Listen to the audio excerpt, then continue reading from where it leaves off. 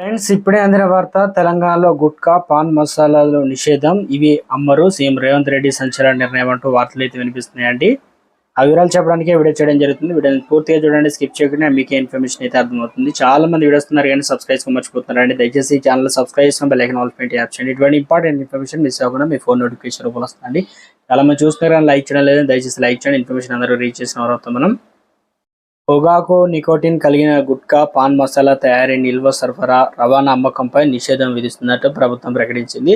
ఈ మేరకు రాష్ట్ర ఫుడ్ సేఫ్టీ కమిషనర్ ఉత్తర్వులు అయితే ఇచ్చారు. ప్రజల ఆరోగ్యాన్ని దృష్టిలో ఉంచుకొని ఈ నిర్ణయం తీసుకున్నట్లు పేర్కొన్నారు. శుక్రవారం మే 24 నుండి 1 సంవత్సరం పాటు ఆర్డర్లో అమలు ఉంటుందని డిపార్ట్మెంట్కి తెలిపింది.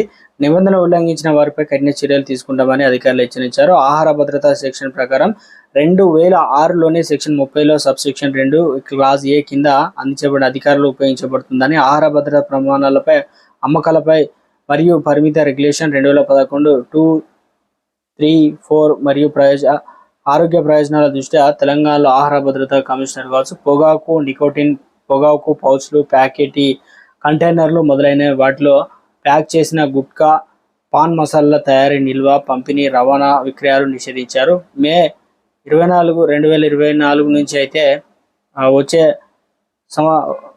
ఒక సంవత్సరం పాటు నిషేధం అమల్లో ఉంటుందని నోటిఫికేషన్ అయితే పేర్కొన్నారన్నమాట. సంచలన నిర్ణయం తీసుకున్నారు. ఇక పొగాకు మరియు నికోటిన్ కూడిన గుట్కా, పాన్ మసాలా ప్రమాదకరమైన పొగాకు రహిత ఉత్పత్తులు. ఇవి తీవ్రమైన ఆరోగ్య ప్రమాదాలు కలిగిస్తాయి కాబట్టి గుట్కా, పాన్ మసాలా వాడకం నోటి క్యాన్సర్, నోటి సబ్మ్యూకస్, ప్రైబోసిస్, ఇతర ఆరోగ్య సమస్యలు ముడిపడి ఉంటుంది కాబట్టి భారతదేశంలో వారణాసిలో 50% క్యాన్సర్ పొగాకు వినియోగానికి సంబంధించిన స్మోక్లెస్ పొగాకు వినియోగం భారతదేశంలో పెరిగింది.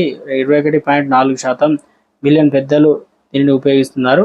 ఇక 10.7% మంది పొగాకును అయితే ఉపయోగిస్తున్నారు. మొత్తానికి తెలంగాణలో సీఎం రేవంత్ రెడ్డి సంచలన నిర్ణయం తీసుకున్నారు. 1 సంవత్సరం పాటు వీటన్నిటిని కూడా నిషేధం తెలంగాణలో కొనడం కావచ్చు, ఇక నిల్వ ఉంచడం, రవాణా అవన్నీ కూడా ఉన్నాయి కాబట్టి మొత్తానికి సంచలన నిర్ణయం అయితే తీసుకున్నారంటున్నారు. రాజకీయంగా ప్రజలందరికీ